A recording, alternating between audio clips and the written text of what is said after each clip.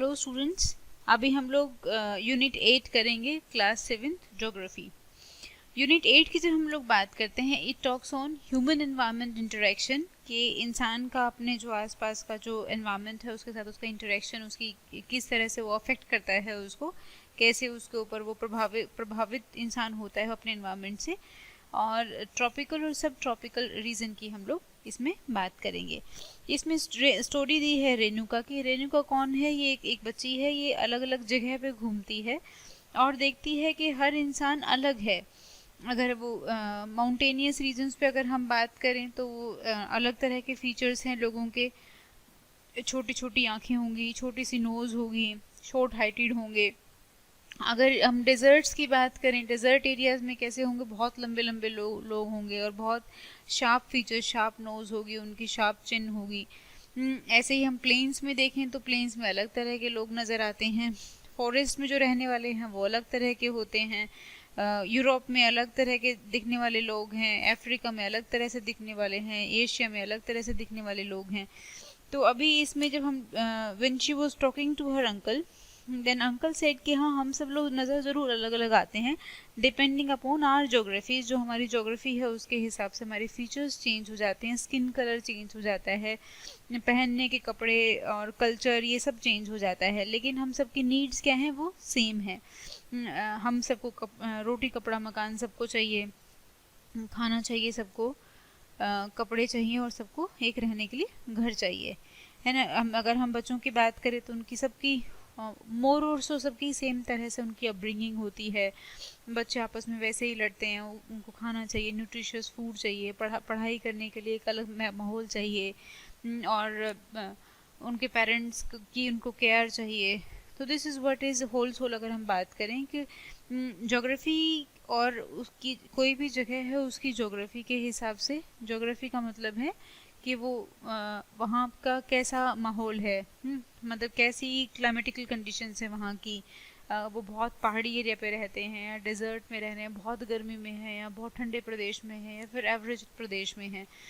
इसकी ज्योग्राफी के अलावा वहाँ का कल्चर कैसा है, कल्चर और फूड जो है ये मोर और सो ज्योग्राफी बेस्ड होता है। ज्योग्राफी में सारी चीज़ें आ जाती हैं, प्लेस, क्लाइमेट, सब उसके अंदर आ जाता है।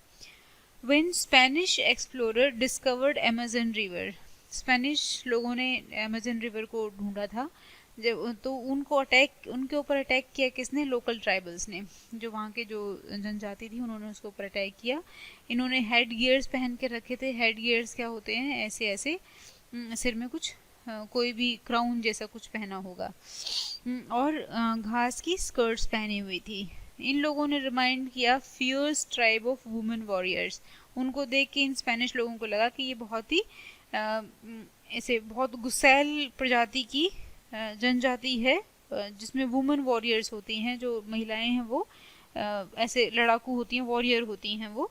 उनकी याद दिलाई एंशिएंट रोमन एम्पायर से, जिनका नाम था अमेजन्स। इसके बाद से ही उसका नाम क्या रखा गया? अमेजन उसका नाम रखा गया। अमेजन बेसिन में जो लाइफ कैसी है, इसके पहले हम लोग एक बार मैप देख लेते हैं जो इसमें दिया है। दिस इज द मैप, और ये अमेजन बेसिन है।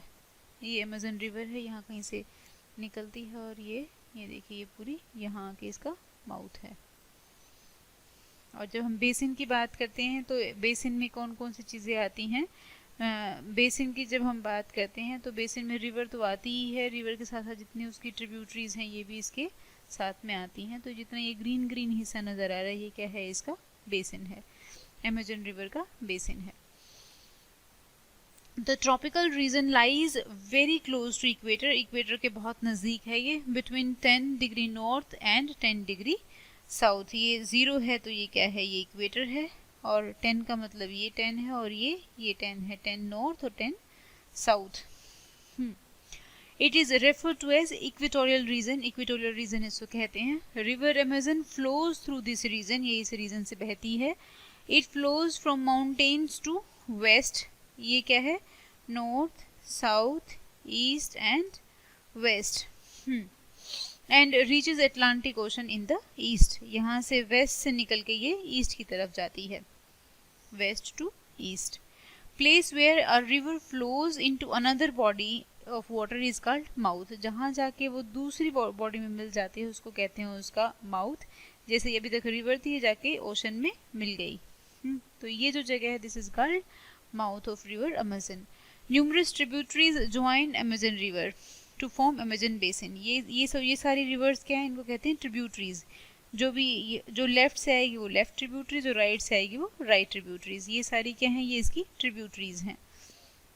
और जब माउथ में जाके, जैसे ये रिवर का इधर we have this mouth of the river, mouth में आके जब ये डेल्टा बनाती है, रिवर आके यूं बहुत सारे हिस्सों में टूट जाती है और ये सारा डेल्टा बन जाता है, तो इसको क्या कहते हैं, इसको कहते हैं डिस्ट्रीब्यूटरी। ये ट्रिब्यूटरी था और यहाँ के जो बनेगा ये बनेगी डिस्ट्रीब्यूटरी। ये इसका बेसिक डिफरेंस है। The river basin drains portion of Brazil, Peru, Bolivia, Ecuador, Colombia and small parts of Venezuela। है ना, ये है Peru, Bolivia, Ecuador, Colombia, Venezuela and Brazil तो है ही। Brazil, Peru, Bolivia, Ecuador, then we have Colombia and Venezuela. इन सारी states को, इन सारे देशों को ये यहाँ ये पानी पहुंचाती है, इसका पानी इस्तेमाल होता है यहाँ। Name the country basin through which the equator passes. ऐसे उन देशों के नाम बताने हैं जहाँ से इक्वेटर पास होता है। इसके लिए हम लोग थोड़ा सा यहाँ चले जाते हैं। ये है हमारे पास वर्ल्ड मैप, और वर्ल्ड मैप में जब हम देखते हैं तो हम इक्वेटर कौन है, यहाँ है इक्वेटर, है ना, यहाँ इक्वेटर है। तो हम यहाँ देख लेते हैं इक्वेटर कैसे जा रहा है। ये this is the way equator is moving. अब इसको हम लोग अलग अलग करके, पहले हम लोग साउथ अमेरिका में देख लेते हैं कि साउथ अमेरिका में इक्वेटर कहाँ जाता है, कहाँ कहाँ से पास होता है। इक्वेडोर,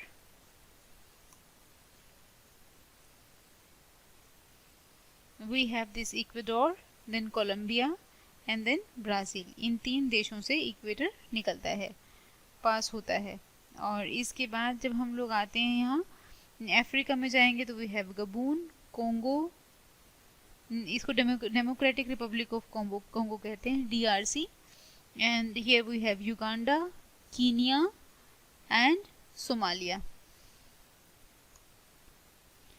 इसके बाद ये हमारा इक्वेटर हिंदुस्तान से नहीं जाता, हिंदुस्तान में ये इधर है सुमात्रा, बोर्नियो, और ये है इंडोनेशिया के छोटे छोटे और आइलैंड्स, इन सब से ये गुजरता है इक्वेटर। तो देखा हम लोगों ने साउथ अमेरिका में एक बार फिर से देख लेते हैं। इक्वेडोर के बाद Colombia and we have Brazil. तीन देशों से ये निकलता है।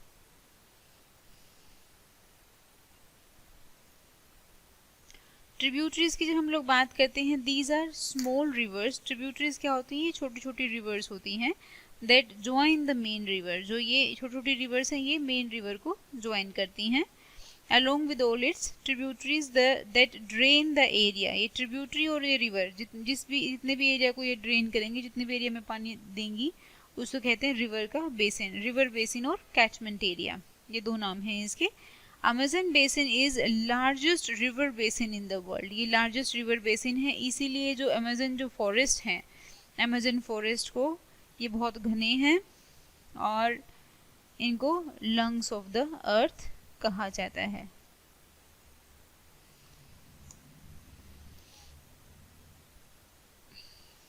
क्लाइमेट की जब हम बात करें, Amazon basin stretches directly on equator. Equator पे देखा हम लोगों ने अभी, ये हॉट और wet climate throughout the year.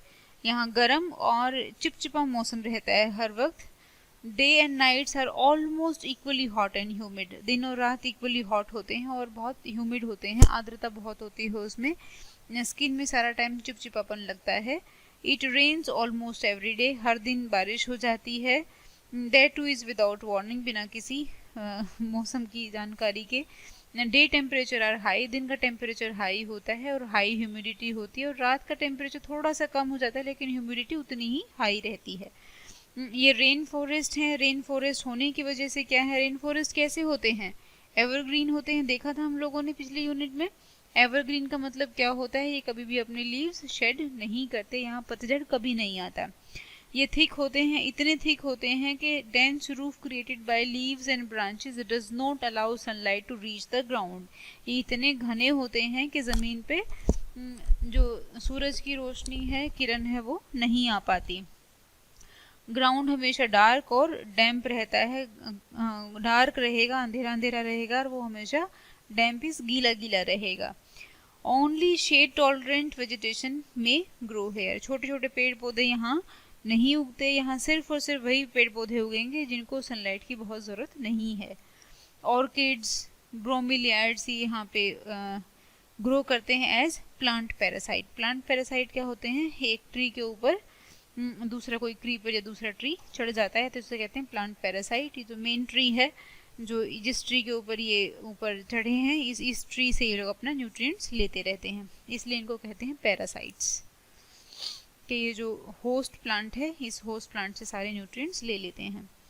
Rain forest rich है किसमें, फाउना में। फाउना क्या होता है, फ्लोरा में हमने क्या देखा था, फ्लोरा फ्लावर से ले लो, तो ये क्या है, ये प्लांट्स के लिए इस्तेमाल होता है ये वर्ड।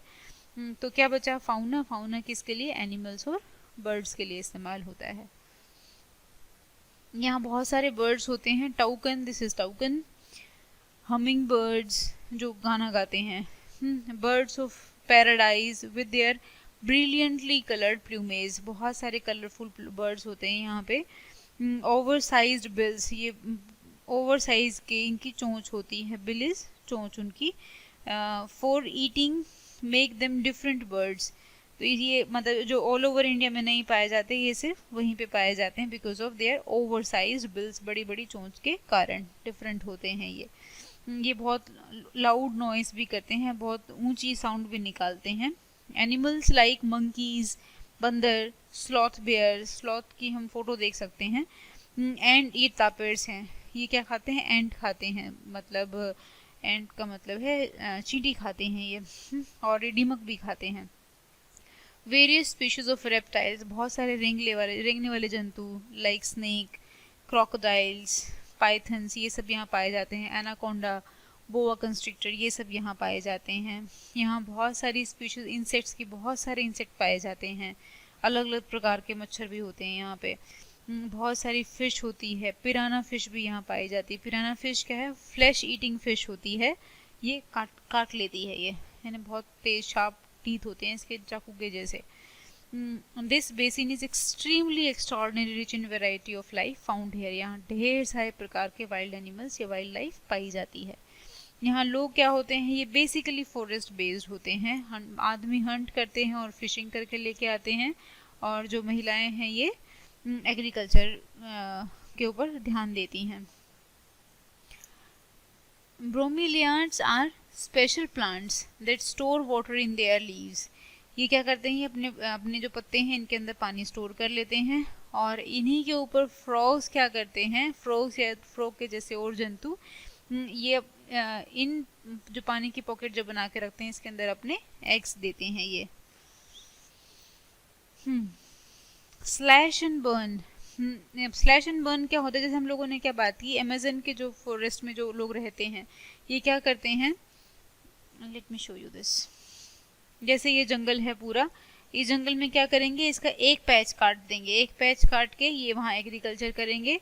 शिफ्टिंग कल्टीवेशन भी कहते हैं इसको, स्लैश एंड बर्न भी कहते हैं। कुछ दिन यहाँ खेती करेंगे, जब ये लगेगा ये बैरन हो गई तो ये बहुत एक ही जगह बहुत बार खेती करने से क्या होगा, इसकी फर्टिलिटी कम हो जाती है, और बार बार जलाने से भी फर्टिलिटी कम हो जाती है सॉइल की। इसी बार क्या करेंगे, दूसरा पैच काटेंगे, फिर यहाँ कल्टीवेशन करेंगे, फिर तीसरा पैच, इस तरह से करते करते यूज़ करेंगे इसका ज़मीन का। और एक टाइम के बाद क्या होगा, ये जो इसकी ये सॉइल है अपनी फर्टिलिटी खो देगी, तो इसको छोड़ के ये दूसरी जगह मूव कर देंगे। तो इससे क्या है, बहुत बड़ा हिस्सा जो है इसका फॉरेस्ट का ये डिस्ट्रॉय हो जाता है। इसकी वजह से बहुत क्लाइमेट चेंज जैसी समस्याएं भी देखने को मिलती हैं। This is slash and burn. महिलाएं क्या करती हैं, पाइनएप्पल, स्वीट पोटैटो, ये इस तरह की एग्रीकल्चर करती हैं वो। स्टेपल फूड इनका क्या है, मैन्योक, इसको कसावा भी कहते हैं, that grows underground like potato, potato के जैसा वो धरती के अंदर होता है। ये क्वीन एंड्स को भी खाते हैं, लाल लाल जो लाल रंग की जो चींटियां होती हैं इनको खाते हैं, और उनके एग सैक्स को भी ये लोग खाते हैं। कैश क्रॉप कॉफ़ी, मेज, कोकोआ ये यहाँ पे उगाई जाती हैं। मेज इज मक्का, कोकोआ कोकोआ कहते हैं, कॉफ़ी को कॉफ़ी कहते हैं। Rain forest produce a lot of would, यहाँ बहुत सारी लकड़ी होती है फॉरेस्ट की वजह से जिसका ये लोग क्या करते हैं, अपने घर बनाते हैं, और कुछ लार्ज अपार्टमेंट लाइक हाउसेज बनाते हैं जिनको मलोका कहते हैं, और जिनकी जो छतें हैं वो कैसी हैं, वो स्लेंटेड छतें हैं, ताकि यहाँ बारिश बहुत होती है, इसकी वजह से बारिश की वजह से क्या क्या स्लेंटेड वो रूफ बनाएंगे, तो जितना भी बारिश होगी वो सारा पानी बह के नीचे चला जाएगा और उनको नुकसान नहीं करेगा। इनकी शिफ्टिंग कल्टीवेशन की वजह से यहाँ बहुत सारे फॉरेस्ट काट दिए गए हैं। 1970 में ट्रांस अमेजन हाईवेज बनाए गए all parts of rain forest, मतलब जो रेन फॉरेस्ट अमेजन फॉरेस्ट हैं इसमें रोडवेज भी हैं, इसमें एयरक्राफ्ट के लिए भी जगह है, हेलीकॉप्टर के लिए हेलीपैड्स हैं, एयरक्राफ्ट के लिए एयरपोर्ट्स भी हैं, और रोडवेज भी हैं। इंडिजिनस जो वहाँ की जो लोकल पॉपुलेशन है, इंडिजिनस मतलब जो वहीं पे पैदा हुई थी, वहीं के जो लोग हैं, जनरली ये ट्राइबल्स होते हैं, जनजातियाँ होती हैं, इनको फोर्सफुली एक जगह से दूसरी जगह शिफ्ट कर दिया, और फाइनली ये एग्रीकल्चर की बजाय they started doing other kind of trade. Development activity are leading gradual destruction, इन सब की वजह से बहुत बहुत नुकसान हुआ है इन फॉरेस्ट को। Now life on Ganga Brahmaputra basin, वो अमेजन बेसिन देखा था हम लोगों ने साउथ अमेरिका का, ये गंगा ब्रह्मपुत्रा बेसिन देख रहे हैं हम लोग हिंदुस्तान का, एशिया भी कह सकते हैं। Tributaries of river Ganga and Brahmaputra together form Ganga Brahmaputra basin, Ganga river and Brahmaputra river, इन दोनों का जितने भी ट्रिब्यूटरीज हैं ये सब मिलके क्या बनाएंगी, Ganga Brahmaputra basin. The basin lies in subtropical region situated between 10 degree north and 30 degree north, 10 से लेके 30 डिग्री तक यहाँ ये लाई करता है नॉर्थ में। The tributaries of river Ganga are Ghaghara, Son, Chambal, Gandak, Kosi and Brahmaputra के ट्रिब्यूटरीज भी कौन है, and tributaries of Brahmaputra drain into it. अब इसको हम लोग एक बार देख लेते हैं ताकि हमें समझ में आ जाए अच्छे से। ये क्या है, ये है हमारी ब्रह्मपुत्रा रिवर, ये है हमारी गंगा रिवर, गंगा यहाँ है, ये गंगा रिवर है ना। तो इन दोनों रिवर से मिलके जो तैयार हुआ है, this is called Ganga Brahmaputra basin, ये उनका बेसिन है। अब इनके ट्रिब्यूटरीज देख लेते हैं। इसकी कौन है, चंबल, बेतवा, तामसा, सोन, दामोदर, हुगली, ऊपर से Sharda, Gomti, Ghaghara, Gandak, Kosi, and we have Teesta, Surma and Lohit, ये सारी इनकी अलग अलग ट्रिब्यूटरीज हैं। River Brahmaputra is known by different names at different places, अलग अलग जगह पे अलग अलग नाम हैं इसके। ये हम देख लेते हैं। ब्रह्मपुत्रा यहाँ चाइना से आई, तिब्बत कह सकते हैं इसको हम लोग, तिब्बत से आके और ये अरुणाचल प्रदेश से निकलते असम, असम से होते हुए बांग्लादेश, बांग्लादेश से ये यहाँ बे ऑफ बंगाल में आके ये गिर जाती है। ये बहुत सारे माउंटेन से निकलती है। Oxbow lake dot the plain area, the area is dominated by monsoon climate, ये जितना भी एरिया है गंगा ब्रह्मपुत्रा का ये सारा मानसून वाला एरिया है। मिड जून से मिड सितंबर यहाँ बारिश होती है, समर गर्म होती हैं, विंटर्स ठंडी होती हैं। और basin area has very topography, यहाँ की जो टोपोग्राफी मतलब यहाँ का जो भी जो फॉरेस्ट हैं ये बहुत अलग अलग तरह के हैं। The environment plays a dominant role in distribution of population, लोग कहाँ रहते हैं, लोग वहीं रहते हैं जहाँ बहुत एक्सट्रीम टेम्परेचर ना हो, जहाँ पानी हो, जहाँ सोइल फर्टाइल हो। Mountain areas with steep slopes are inhospitable terrain, जो बहुत ऐसे खड़ी चोटी जिसकी होगी, जिस माउंटेन्स की, वहाँ लोग रह नहीं पाते, इसलिए वहाँ पे बहुत कम पॉपुलेशन होती है। और इसीलिए people live in mountain areas of Ganga Brahmaputra basin, ये बहुत कम नंबर में है। अब पॉपुलेशन डेंसिटी क्या होती है आगे पढ़ने से पहले एक बार ये देख लेते हैं। इसका मतलब है number of persons that live in 1 square kilometre area. 1 square kilometre area में जितने भी लोग रहेंगे उसको क्या कहते हैं, population density.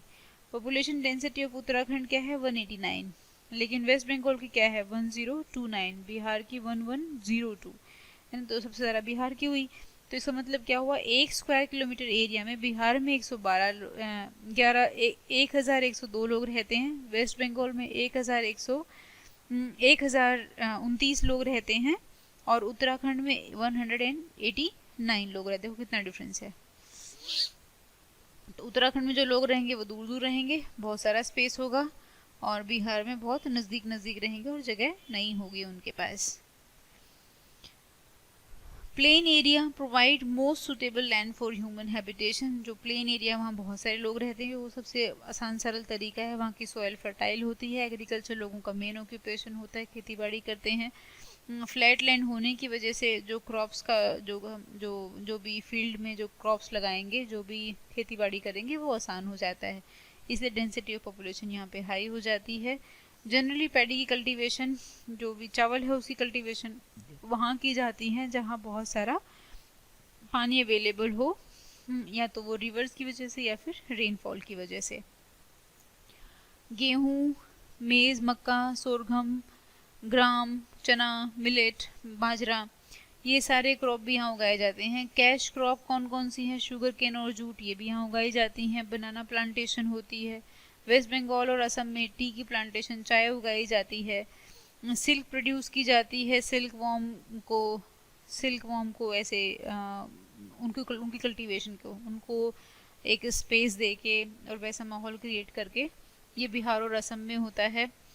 Mountains and hills where slopes are gentle, जहाँ की स्लोप बहुत स्टीप नहीं है, बहुत खड़ी नहीं है, थोड़ी सी जेंटल है, तो वहाँ पे भी लोग क्रॉप उगाते हैं। इसको कहते हैं terrace farming, terrace cultivation.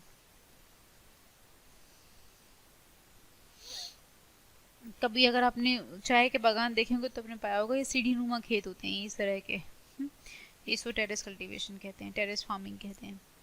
Vegetation cover और area varies according to type of landform, जैसी जगह होगी, जैसा वहाँ का क्लाइमेट होगा, जितना पानी अवेलेबल होगा उसके हिसाब से लोग वहाँ पे क्रॉप्स उगाते हैं। गंगा और ब्रह्मपुत्रा में ट्रॉपिकल डेसिडुअस ट्रीज होते हैं, जो एक टाइम 12 जो ड्राई सीजन में अपने पत्ते छोड़ देते हैं, डेसिडुअस, जैसे टीक, साल, पीपल, ये पाए जाते हैं। थिक बैम्बू, ये कॉमनली ब्रह्मपुत्रा प्लेन्स में पाया जाता है। थिक बैम्बू मतलब बहुत सारी घनी क्वांटिटी में बैम्बू, बांस उगाया जाता है। Delta area is covered with mangrove forest, यहाँ मैंग्रोव्स होते हैं। जो भी इसका गंगा ब्रह्मपुत्रा का डेल्टा है, यहाँ क्या है, बहुत सारे मैंग्रोव्स हैं। मैंग्रोव कौन से होते हैं, मैंग्रोव वो फॉरेस्ट होते हैं, वो पेड़ पौधे होते हैं जो सलाइन एरिया या फिर जहाँ थोड़ा बहुत सोल्टी वाटर हो, थोड़ा बहुत भी और होगा तो वहाँ मैंग्रोव्स होते हैं। और जनरली इनकी रूट्स ऊपर होती हैं, पानी के ऊपर, और यहाँ से यूं पेड़ उगते हैं।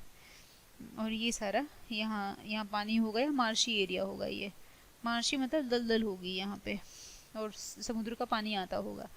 तो ये जो रूट्स हैं क्या करेंगी, ये मिट्टी को होल्ड करके रखती हैं, और यहाँ बहुत सारा कार्बन डाइऑक्साइड भी ये ट्रैप करके रखते हैं, जिसकी वजह से जो क्लाइमेट चेंज है, या फिर हम लोग ग्रीन हाउस इफेक्ट की बात करते हैं, इसको हम लोग काफ़ी हद तक टैप कर सकते हैं, इसको रोक सकते हैं। इन पार्ट्स ऑफ उत्तराखंड और सिक्किम, अरुणाचल प्रदेश, यहाँ कॉनिफेरस ट्रीज हैं। कॉनिफेरस ट्रीज कौन से होते हैं, जिनकी नुकीली पत्तियाँ होती हैं, जैसे पाइन, देवदार, फर, है ना, जैसे क्रिसमस ट्रीज, इनके जैसा।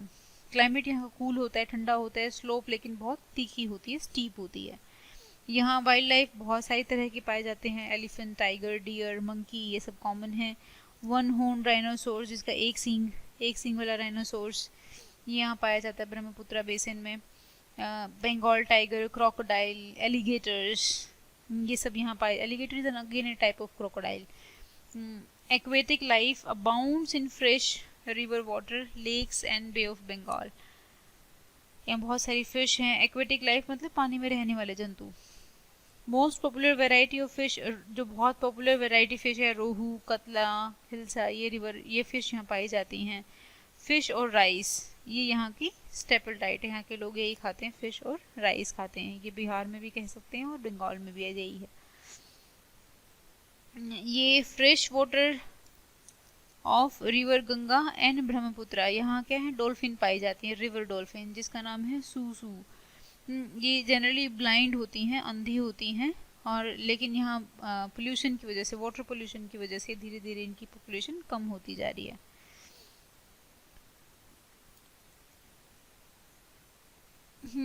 To accelerate effort to achieve universal sanitation, ये नदियों को साफ करने के लिए या फिर हर जगह साफ सफाई करने के लिए स्वच्छ भारत मिशन शुरू किया गया है 2 अक्टूबर 2014 को। गंगा ब्रह्मपुत्रा प्लेन में बहुत सारे बड़े बड़े Ganga, this is Ganga and Brahmaputra plain, इसमें बहुत सारे बड़े बड़े शहर हैं। इसके बारे में हम थोड़ा सा देख लेते हैं एक बार।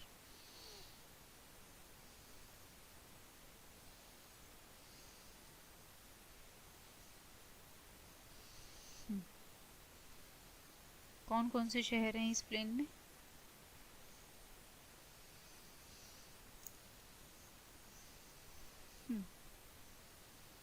Here we have Agra, Kanpur, Allahabad, Varanasi, Patna, Farakka dam भी यहाँ पे, एंड कोलकाता।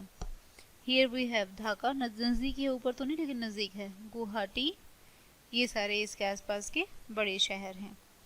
इनकी पॉपुलेशन 10 लाख से अधिक है और ये बहुत रिस्पॉन्सिबल हैं वहाँ के जो रिवर्स को पोल्यूट करने के लिए।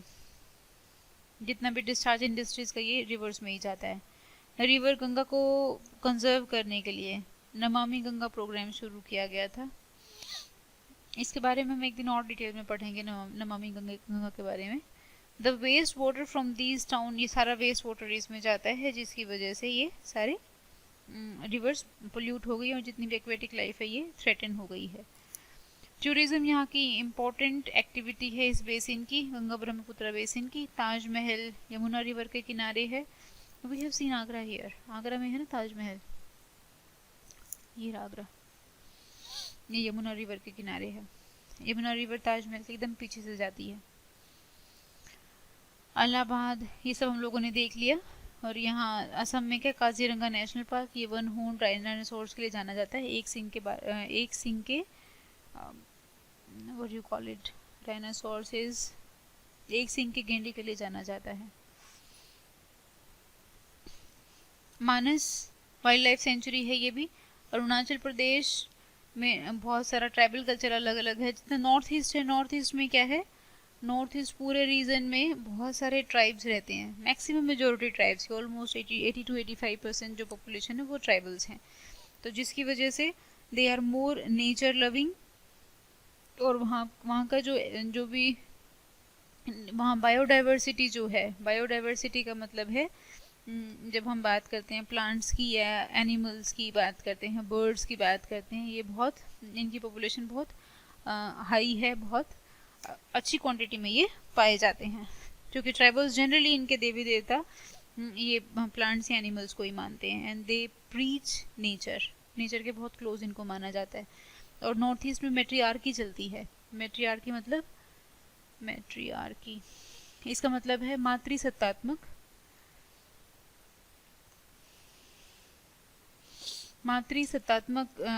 वो मतलब दिस इज, यहाँ mother is head of the family. और हमारे यहाँ कैसे चलता है, मतलब मेनलैंड इंडिया में क्या है, पेट्रियार्की। पेट्रियार्की का मतलब होता है father is head of the family. यहाँ मेल मेंबर है, जो भी एल्डेस्ट मेल होगा वो हेड होगा, यहाँ एल्डेस्ट फीमेल है वो हेड है। इसीलिए ये लोग they are more advance, modern या फिर डेवलप्ड। ऐसा माना जाता है कि मैट्रियार्की में जो जितने भी सिविलाइजेशन मैट्रियार्की में है, they are more advance than all of us. अगर हम लिटरेसी की रेट की बात करें तो भी नॉर्थ ईस्ट की ज़्यादा है मेनलैंड इंडिया से। वहाँ फीमेल फोर्टिसाइड भी नहीं है, क्राइम भी उतना नहीं है। चलो इसके साथ ही यूनिट भी फिनिश हो जाती है। Thank you so much for your attention.